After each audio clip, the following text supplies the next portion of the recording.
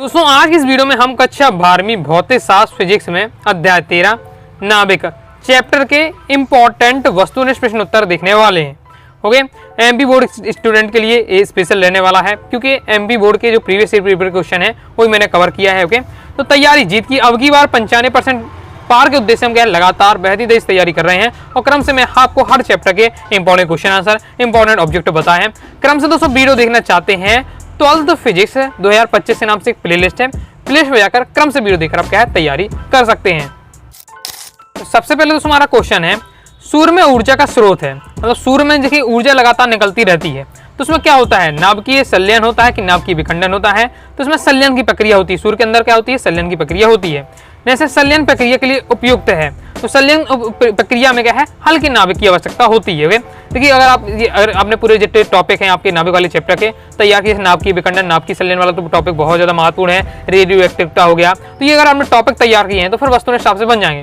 ये वस्तुनिष्ठ कुछ अलग से नहीं बनते हैं, जो आप टॉपिक पढ़ते हैं उसी में से क्या है वस्तुनिष्ठ आपको क्या है उस टाइप को बना दिए जाते हैं। तो टॉपिक बनता है तो वस्तुनिष्ठ किसी भी टाइप से किसी भी हो आपसे बन जाएगा, फिर आपको डर नहीं रहेगा यार वस्तुनिष्ठ आएंगे मुझसे नहीं बनता। क्योंकि उन्हीं विद्यार्थियों को वस्तुनिष्ठ डर लगता है जो विद्यार्थी टॉपिक नहीं पढ़ना चाहते, टॉपिक से बचना चाहते हैं। ओके, ज्यादा कठिन नहीं होते, छोटे छोटे टॉपिक हैं, 4-5 टॉपिक से है ये आपके इस चैप्टर से पहले वाला जो आपका परमाणु चैप्टर उसमें भी आपके 4-5 टॉपिक थे, उतना तैयार कर लेते पूरा चैप्टर का कंप्लीट हो जाता है। ओके, तो एक बार टॉपिक पढ़ लेते हैं तो आपसे वस्तुनिष्ठ भी और क्वेश्चन आंसर भी एकदम आपको आसान लगने लगेंगे।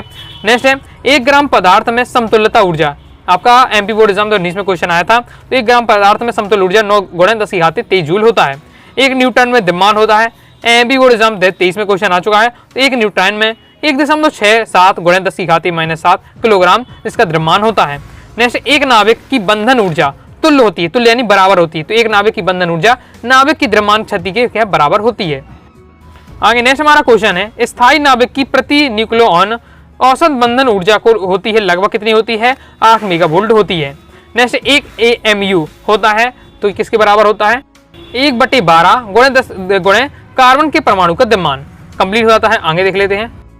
नेक्स्ट हमारा क्वेश्चन है नाभिक के अंदर 2 प्रोटॉन के बीच कार्यकारी बल होता है, वो होता है देखिए नाभिक के अंदर जो प्रोटॉन है न्यूट्रॉन है तो यहाँ आपका जो बल लगता है 2 बल वहां काम करते हैं, कूलाम बल करता है, एक नाभिकीय बल होता है।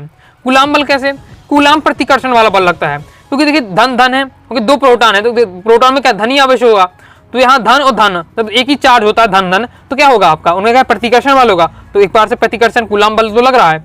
ओके, तो इस प्रकार से साथ ही नाभिकीय बल लगता है और नाभिकीय बल क्या है कूलाम बल से ज्यादा होता है, तभी जो उसके अंदर क्या है वो उसमें बंधे रहते हैं, नहीं तो वो क्या है भाग जाते हैं जितने प्रोटॉन होते हैं इस प्रकार से, क्योंकि इतना ज्यादा प्रतिकर्षण होता है कि भागने का प्रयास करते हैं। लेकिन नाभिक जो आपका नाभिकीय बल होता है वो उनको क्या है उनको जो प्रोटॉन को एक साथ रखे ही रहता है। ओके, क्योंकि बहुत सारे उसमें देखिए प्रोटॉन होंगे तो जो उसमें सब में क्या है प्रतिकर्षण बल लगेगा क्योंकि सब में धन चार्ज है, पॉजिटिव चार्ज है, सब भागेंगे, लेकिन नाभिकीय बल उनका है एक साथ उनको रखता है, इसलिए मैं क्या कूलाम बल की अपेक्षा नाभिकीय बल ज्यादा होता है, लेकिन बल दोनों होते हैं। तो वह पूछेगा कौन सा बल काम करता है, दोनों बल काम करते हैं वहां। ओके, जैसे तारों में ऊर्जा का उत्सर्जन का मुख्य कारण है, तारों में ऊर्जा का जो उत्सर्जन होता है वो हल्के नाभिकों के संलयन के कारण होता है। ओके, मतलब तारों में कौन सा नाभिक संलयन होता है। ओके, नेक्स्ट है किसी परमाणु के परमाणु त्रिज्या r उसका द्रव्यमान a है तो निर्भर करता है, तो ये आपका हो जाएगा r समानुपाती a की पावर हो जाएगा 1/3। ओके, आगे देख लेते हैं। नेक्स्ट है नाभिक के बाहर, नाभिक के बाहर होता है तो हो जाएगा न्यूट्रॉन अस्थायी होता है, नाभिक के बाहर न्यूट्रॉन अस्थायी। आगे नेक्स्ट है स्थायी नाभिक के लिए होना चाहिए, देखिए इस सिंपल है या ए जेड लिखा तो जेड आपका होता है परमाणु संख्या, ए होता है आपका परमाणु आपका भार, ओके, या परमाणु द्रव्यमान। तो जो आपका जेड होना चाहिए, जेड का मान होना चाहिए आपका आधा होना चाहिए, किससे आधा होना चाहिए, परमाणु भार से। ओके, इस टाइप से नेक्स्ट है आपका तभी वो आपका क्या स्थायी नाभिक होगा। नेक्स्ट 6 नीतांक का ऐसा ही मात्रक तो बैकरल है, ओके, बैकुलर हो जाएगा, क्यों हो जाएगा क्योंकि हेनरी बैकुलर ने उसकी आपकी खोज की थी, रेडियो एक्टिविटी में जो किरणें निकलती है अल्फा बीटा गामा। ओके, तो वो जो 6 नीतांक बना बैकुलर के नाम पर पड़ा। ओके, नेक्स्ट है अल्फा कण निम्नांकित परमाणु का निम्नलिखित परमाणु का नाभिक होता है तो होता है आपका हीलियम, तो अल्फा कण होता है वो हीलियम परमाणु का नाभिक होता है। चुंबकीय क्षेत्र में अविक्षेपित रहने वाली किरणें, तो ये अविक्षेपित पूछा जा रहा है, यानी जो विक्षेपित नहीं होती हैं, तो वाई किरणें होती है वो विक्षेपित नहीं होती हैं, अल्फा और बीटा विक्षेपित हो जाती हैं। अल्फा में देखिए धन चार्ज होता है, बीटा में दोस्तों आपका क्या है ऋण चार्ज होता है। ओके, तो ये सब आपकी विक्षेपित हो जाती हैं, जबकि वाई किरणें होती है इसमें कोई चार्ज नहीं होता इसलिए विक्षेपित नहीं होती है। और चुंबकीय क्षेत्र में ये आपकी विक्षेपित नहीं होती हैं। इसके बाद नेक्स्ट हमारा क्वेश्चन है आपका इस बार से दिया हुआ है, तो परमाणु निम्नलिखित में से किस संकल्पना का उदाहरण है। ये हमको दो दिए हैं, ये किसका उदाहरण है। तो देखिए क्या बराबर है, तो नीचे क्या लिखा होता है दोस्तों, तो नीचे लिखा रहता है परमाणु संख्या, परमाणु की क्या परमाणु संख्या लिखी रहती है। ऊपर क्या लिखा रहता है, ऊपर जो लिखा रहता है भार। देखिए हमारा जो भार होता है, हमारा देखिए दिमाग में हमारा जो शरीर भारी भारी लग रहा है दिमाग के कारण, दिमाग में भार होता है, सिर ऊपर होता है भार, तो यहाँ आपको भार क्या है ऊपर होता है, संख्या नीचे होती है। अब क्या बराबर है, तो अगर भार बराबर है, तीन तीन देखिए भार बराबर है, यानी ये समभारिक होगा, समान भार है, समान भार है यानी समभार है। अगर नीचे वाला क्या है एक सा होता, ओके एक एक है, दो दो है, तीन तीन जो भी हो, नीचे वाला एक सा होगा तो समस्थानिक होता, क्योंकि परमाणु संख्या अगर बराबर हो तो समस्थानिक, परमाणु भार बराबर हो समभारिक। अब मैं आपको क्वेश्चन आंसर समझाऊंगा, समभारिक और समस्थानिक बहुत ज्यादा महत्वपूर्ण है। फिर सिंपल भी है, नाम में ही राज छुपा रहता है, समस्थानिक जिसके स्थान समान हो, जिसकी परमाणु संख्या समान हो। ओके, तो एक ही तत्व के ऐसे परमाणु जिनके क्या है, जिनके आपके परमाणु संख्या समान हो लेकिन परमाणु भिन्न हो, समस्थानिक। समभारिक में क्या होता है कि भिन्न भिन्न तत्वों के ऐसे परमाणु जिनका क्या भार तो समान है लेकिन परमाणु संख्या अलग अलग होती है, वो समभारिक। क्लियर है, बोर्ड एग्जाम 24 में आपका क्वेश्चन था ये। ओके, अब दोस्तों हम देखेंगे रेगिस्तान की पूर्ति कीजिए। जैसे नाभिक में न्यूट्रॉन का द्रव्यमान लगभग की द्रव्यमान के बराबर होता है, तो ये प्रोटॉन के द्रव्यमान के बराबर होता है। लेकिन जितने प्रकार के वस्तुनिष्ठ बन सकते हैं मैं सभी आपको कवर कर देता हूं। ओके, तो इसलिए मैं जितनी वस्तुनिष्ठ बन सकें, ताकि मैं सोचता हूं कि पूरे तरीके से आपके क्या इससे पढ़ के जाए तो पूरा वस्तुनिष्ठ इसी से आपको रखा मिले। ओके, तो इसलिए मैं हर प्रकार की आपको कवर कर देता हूं। रेडियो सक्रियता का ऐसा ही मात्रा तो बेकलर हो जाएगा, अभी बताया पहले भी। ओके, नेक्स्ट है नाभिकीय विखंडन के लिए डेड न्यूट्रॉन की भारी नाभिक पर बमबारी की जाती है, तो मंदगामी। लेकिन नाभिकीय विखंडन करना है तो न्यूट्रॉन की बमबारी करना पड़ेगा, यानी नाभिकीय विखंडन के लिए न्यूट्रॉन देना पड़ेगा, लेकिन मंदगामी वाली धीमी गति से चलने वाले न्यूट्रॉनों के हिसाब से। एक है यूरेनियम नाभिक के विखंडन में उत्सर्जित ऊर्जा कितनी होती है, 190 मेगावोल्ट होती है। तो याद रखना है, एक यूरेनियम नाभिक के विखंडन में जो ऊर्जा कितनी उत्सर्जित होती है, 190 मेगावोल्ट। नाभिक की घनत्व क्या होता है, तो लगभग 3 × 10⁻17 किलोग्राम प्रति मीटर की होता है। विकिरण की जैविक प्रभाव का मात्रा क्या होता है, RAD। ओके, नेक्स्ट हमारा है न्यूट्रॉन की मध्य आयु लगभग 1.5 सेकंड होती है, तो 1000 सेकंड होती है। किसी परमाणु का परमाणु क्रमांक नाभिक परमाणु के नाभिक डेड की संख्या को प्रदर्शित करता है, प्रोटॉन की संख्या को प्रदर्शित करता है। यानी किसी भी परमाणु जितनी प्रोटॉन की संख्या है उतनी उसकी क्या परमाणु संख्या कहलाएगी। ओके, मान लीजिए कोई परमाणु है, मैंने उसमें कहा उसमें कितने हैं प्रोटॉन है, 10 प्रोटॉन है, यानी 10 प्रोटॉन है, यानी हम समझ जाएंगे कि परमाणु संख्या भी क्या होगी, 10 होगी, यानी जितनी प्रोटॉन की संख्या तो नहीं क्या परमाणु क्रमांक होगा। ओके, ये पहले ही मैं आपको बता चुका हूँ, पिछले वाले चैप्टर में समझाया था। एक फर्मी 10 मीटर होता है, एक फर्मी बराबर 10⁻⁻15 मीटर होता है। ओके, अल्फा कण पर आवेश प्रोटॉन के आवेश का क्या होता है, 2 गुना होता है। वायु किरणों लोहे की लगभग 1.5 मोटाई को पार कर सकती हैं, तो 30 सेंटीमीटर, यानी 30 सेंटीमीटर मोटी अगर आप क्या लोहे की चादर बना लेते हो, मतलब 30 सेंटीमीटर लोहे की चादर की बहुत पतली होती है, लेकिन अगर इतनी मोटाई 30 सेंटीमीटर मोटाई वाली अगर बना लेते हैं तो भी क्या है वायु किरणें का उन्हें पार कर जाएंगे। ये उनकी क्षमता बताई जाए, ये भेदन क्षमता होती है, सबसे ज्यादा भेदन क्षमता होती है वायु किरणों की। ओके, कंप्लीट होता है, आगे देख लेते हैं। आगे बढ़ने से पहले बताना चाहूंगा, प्रॉपर तैयारी करना चाहते हैं MP बोर्ड के एग्जाम की फिजिक्स सब्जेक्ट की, तो फिजिक्स के कोर्स को ज्वाइन कर सकते हैं। तो दोस्तों कोर्स को ज्वाइन करने के लिए 90 39 53 40 89 इस दिए व्हाट्सएप नंबर मैसेज करना है। ओके, कोर्स में मिलेगा क्या, तो ये पूरा आपको डिटेल से नोट्स मिल जाएगा। ओके, क्योंकि मैं आपको बताता हूँ अच्छे से तैयारी करना है, प्रॉपर टॉपिक चीज समझना है तो नोट्स तो पढ़ना जरूरी है। साथ ही all chapter important question answer, all chapter objective question answer, previous year paper, model paper, जितना भी मटेरियल होता है सब आपको दिया जाएगा तैयारी के लिए। ओके, PDF मटेरियल रहेगा, साथ ही रिकॉर्डेड वीडियो रहेंगे, कम समय तैयारी कर पाएंगे। आगे देख लेते हैं। आगे नेक्स्ट क्वेश्चन है, 1 ग्राम द्रव्यमान क्षति के तुल्य ऊर्जा 9 × 10⁻13 जूल होती है। नेक्स्ट नाभिकीय संलयन को डेडेस अभिक्रिया भी कहते हैं, तो नाभिकीय संलयन को तापाई नाभिकीय भी कहते हैं। अब देख लेते 7 अल्फा कणों की आयनीकरण क्षमता बीटा कणों की कम होती है, तो आपका असत्य हो जाएगा, क्योंकि अल्फा कणों की आयनिक क्षमता ज्यादा होती है, बीटा कणों की कम होती है। और यहाँ क्या बताया जा रहा है कि अल्फा की कम होती है बीटा की अपेक्षा, इसलिए असत्य हो रहा है। जैसे स्थायी नाभिक में न्यूट्रॉन की संख्या लगभग प्रोटॉन की संख्या के बराबर होती है, बिल्कुल सत्य हो जाएगा। ओके, नेक्स्ट है किसी रेडियो एक्टिव पदार्थ की अर्धायु काल उसकी माध्य से कम होती है, असत्य हो जाएगा। सत्य है आपका परमाणु के नाभिक की आयतन उसकी द्रव्यमान संख्या के अनुक्रमानुपाती है, सत्य है। किसी रेडियो एक्टिव पदार्थ को की विघटन दर सदैव नियत होती है, तो ये आपका असत्य हो जाएगा, क्योंकि कोई भी पदार्थ रेडियो एक्टिव पदार्थ है विघटित हो रहा है तो लगातार किरणों के रूप में अपने क्या ऊर्जा का नष्ट कर रहा है। ओके, तो उसकी जो विघटन की दर है वो क्या एकदम नियत यानी फिक्स नहीं रहती, बदलती रहती है, इसलिए असत्य हो जाएगा। केवल न्यूट्रॉन को न्यूक्लियन कहते हैं, तो ये आपका असत्य हो जाएगा। क्यों, ये न्यूक्लियन का मतलब क्या होता है, पढ़ने में लगता है कि न्यूक्लियन यानी न्यूट्रॉन, बस ऐसा नहीं है।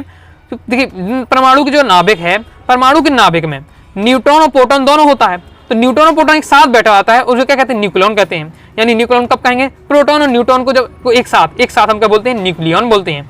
यहाँ क्या बोला जाए, केवल न्यूट्रॉन को न्यूक्लियन बोलते हैं, तो असत्य हो जाएगा, क्योंकि प्रोटॉन और न्यूट्रॉन का जो समूह होता है वो आपका न्यूक्लियन कहलाता है। नेक्स्ट है, ये आपके दिए हुए हैं, ये समस्थानिक है। नीचे देखो, नीचे समस्थानिक में क्या बताना है, नीचे वाले जो नंबर, ऊपर भी नंबर लिखे, नीचे भी नंबर लिखे। नीचे का नंबर समान हो तो समस्थानिक, ऊपर जो भार होता है ऊपर से अगर नंबर समान हो तो संभारक है। तो ये देखिए ऊपर 17 है, यानी ये संभारक है, जबकि कह रहा समस्थानिक, तो इसलिए आपका असत्य हो जाएगा। क्लियर, अगर कहता है ये संभारक है तो बिल्कुल सत्य होगा, 17 ऊपर लिखा है यानी संभारक, ऐसे आपको पहचानना पड़ता है। नेक्स्ट है, न्यूट्रॉन एक उदासीन कण है, बिल्कुल सत्य हो जाएगा। नाभिकीय बल लघु परिसर बल है, बिल्कुल सत्य हो जाएगा, ये इसको गुण होता है। गुण में भी पढ़ाऊंगा, नाभिकीय बल के गुण पूछे अभी एमपी बोर्ड एग्जाम 24 में आया था आपका, ये गुण या कहीं विशेषता का एक ही बात है, तो मैं क्वेश्चन आंसर बताऊंगा। तो नाभिकीय बल होता है लघु परिसर, गुण होता है मतलब ज्यादा इसका प्रभाव नहीं होता, अपने एरिया में थोड़ा छोटे से एरिया में इसका प्रभाव रहता है।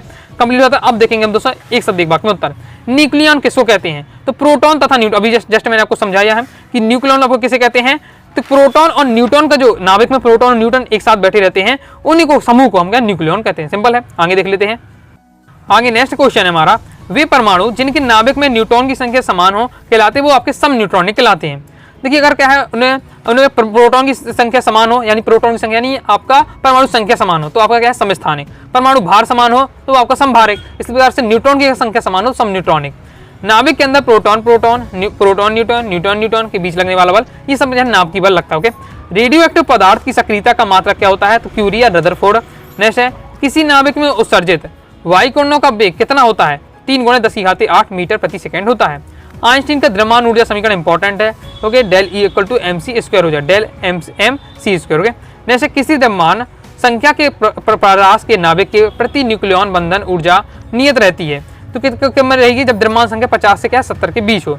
नाभिकीय विखंडन तथा नाभिकीय संलयन में कौन सी प्रक्रिया साधारण दाब पर संबंध होती है, तो नाभिकीय विखंडन पर। देखिए नाभिकीय, अब देखिए 2 अभिक्रिया है आपका, एक नाभिकीय विखंडन, एक नाभिकीय संलयन। तो अगर हम क्या किसकी बात करते हैं, नाभिकीय विखंडन की बात करें, तो नाभिकीय विखंडन वाली ये ऐसी क्रिया है जो आपका जो समान दाब होता है मतलब जो वर्तमान उपस्थित रहता है, समान ताप और समान दाब, इसमें ये हो जाती है। जबकि नाभिकीय संलयन है, इसे बहुत ज्यादा ताप चाहिए पड़ता है। यही कारण है कि अभी हम क्वेश्चन आंसर में आपको बताऊंगा कि जो नाभिकीय विखंडन है तो करना आसान है, हम नॉर्मल तरीके से कर सकते हैं। ओके, लेकिन नाभिकीय संलयन प्रयोगशाला में इतनी आसानी से नहीं कर सकते। क्यों, क्योंकि बहुत ज्यादा ऊर्जा चाहिए पड़ती है। अब इतनी ऊर्जा हम कहाँ से लाएंगे, ओके, इतनी ज्यादा ऊर्जा, और इसे चलाए रखने के लिए ऊर्जा लगातार देनी पड़ेगी। वैसे ही मेरे पास ऊर्जा है नहीं इतनी, इसलिए हम कहें नाभिकीय संलयन कम प्रयोगशाला में इसका यूज नहीं होता। मैं नाभिकीय विखंडन से हम क्या ऊर्जा प्राप्त करने के लिए इसका यूज करते हैं। ओके, क्योंकि नाभिकीय विखंडन के लिए क्या है, समान ताप चाहिए, समान दाब चाहिए। लेकिन नाभिकीय संलयन के लिए बहुत ज्यादा ताप चाहिए पड़ता है। नेक्स्ट है, 1 ग्राम हल्के नाभिकों के संलयन से अधिक ऊर्जा मुक्त होती है या फिर 1 ग्राम भारी नाभिकों के विखंडन से। तो 1 ग्राम हल्के नाभिक से अगर संलयन हम करते हैं तो उसमें आपका ज्यादा ऊर्जा मुक्त होगी। बीटा कण पर उपस्थित आवेश का मान याद रखिएगा, एमबी और एग्जाम की 2020 की वार्षिक परीक्षा में आ चुका है, 1.6 × 10⁻⁻19 कूलाम होता है। अल्फा और बीटा में किसकी आयनिक क्षमता अधिक है, तो अल्फा की ज्यादा होगी। ओके, पहली बात बताया था आपको क्वेश्चन में। तो वायु किरणों की भेदन क्षमता अधिक होती है, क्यों, देखिए वायु की सबसे ज्यादा होती है, तो क्यों होती है, क्योंकि इनका जो वेग होता है वो अत्यधिक वेग होता है। ओके, अत्यधिक वेग होता है, उनमें आवेश कोई नहीं होता है, ये कारण मैंने इसका रीजन है कि वेग अच्छा अधिक होता है, इसलिए इनका भेदन क्षमता अधिक होगी। जैसे नाभिकीय संलयन को प्रदर्शित करने वाली कोई एक समीकरण देना है, तो ये आपका नाभिकीय संलयन का दिया हुआ है। बाकी अभी आपको डिटेल से क्वेश्चन आंसर पढ़ेंगे, तैयार आपका हो जाएगा। नाभिकीय संलयन का प्रयोगशाला में संभव क्यों नहीं है, जस्ट अभी मैंने आपको समझाया ना, आपका नाभिकीय संलयन वाला ताप दाब वही सिस्टम है कि जो नाभिकीय संलयन है उसको क्रिया कवर कराना है, नाभिकीय संलयन को बहुत ज्यादा ताप चाहिए, बहुत ज्यादा दाब चाहिए, जो कि प्रयोगशाला में इतना ज्यादा ताप कहाँ से हम ला पाएंगे। तो इसलिए क्या है, ये प्रयोगशाला में संभव नहीं होता है। क्लियर है, आगे देख लेते हैं। तो वही आंसर बताया जाए कि नाभिकीय संलयन में उच्च ताप, ओके, उच्च ताप और उच्च दाब को की आवश्यकता होती है, जो कि प्रयोगशाला में संभव नहीं है। इसलिए क्या है, नाभिकीय संलयन क्या है, आपकी प्रयोगशाला में नॉर्मल यूज नहीं होती है। ओके, आगे देख लेते हैं, प्रयोगशाला में संभव नहीं है। अब सही जोड़ी और प्रैक्टिस कर लेते हैं, इस बार से थोड़ा दिया है। तो इलेक्ट्रॉन हो जाएगा, तो इलेक्ट्रॉन हमारा क्या है, तो यहाँ बीटा कण हो जाएगा आपका। ओके, नेक्स्ट देखिए इलेक्ट्रॉन को बीटा कण क्यों, क्योंकि बीटा कण में ऋण आवेश होता है, ऋण आवेश किसमें, इलेक्ट्रॉन में होता है। विद्युत चुंबकीय तरंगे, तो वायु किरणें हो जाएंगी आपको। हीलियम का नाभिक, तो ये हो जाएगा आपका अल्फा कण। हीलियम का नाभिक यानी धनात्मक होता है, और हीलियम का नाभिक भी क्या है, अल्फा कण हो गया। समस्थानिक, तो समस्थानिक हो जाएगा, प्रोटॉन की संख्या क्या होती है, समस्थानिक में प्रोटॉन की संख्या समान होती है। संभारक, तो संभारक में न्यूक्लियनों की संख्या समान होती है। ओके, फिर अब क्या हो जाएगा इसके बाद, न्यूक्लियन, तो न्यूक्लियन आपका क्या हो जाएगा, इसका राइट आंसर प्रोटॉन हो जाएगा। ओके, न्यूक्लियन है प्रोटॉन प्लस न्यूट्रॉन होना चाहिए, मतलब प्रोटॉन और न्यूट्रॉन के हम जो समूह होता है उसे न्यूक्लियन कहते हैं। ऑप्शन में आकर इस टाइप से होना चाहिए। ओके, फिर नेक्स्ट है आपका प्रोटॉन का द्रव्यमान, तो ये हो जाएगा आपका 931 मेगावाट। क्लियर हो जाता है। कंप्लीट हो जाते हैं ऑब्जेक्ट। इस प्रकार से मैंने आपको नाभिक वाले चैप्टर के पूरे जितने भी प्रकार की वस्तुएं बन सकते हैं हर प्रकार का मैंने कवर करने का प्रयास किया है। बाकी का नोट्स अगर पढ़ लेते हैं तो फिर आपका क्लियर हो जाएगा, कोई दिक्कत आपको नहीं होगी।